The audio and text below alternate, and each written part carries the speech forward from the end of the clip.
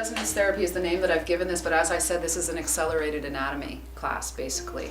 It's the weaving of our physical matter and our energetic matter and what that means and how that can be looked at practically. So I call it Sacred Anatomy as a guide to somatic healing. But again, it's not just for bodywork therapists, it's for anyone with a body. And I initially and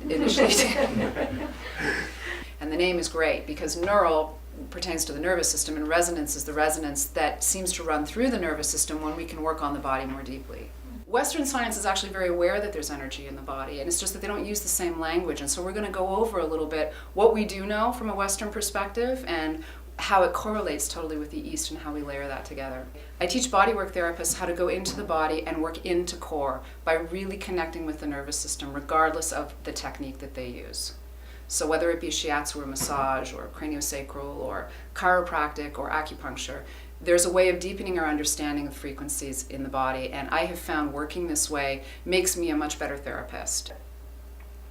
We understand Western physiology like muscles and nerves and dermatomes, and then we have Eastern concepts like meridians and chakras, Taoist belts of tension, Ayurvedic nadis, different things like that. Some terms we know, some terms we're not really familiar with.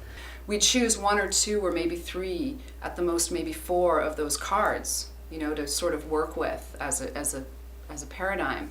And what we're going to do is we're going to take those cards, and instead of seeing them lying side by side on the table, we're going to stack them up on top of each other. And that's an entirely different perspective.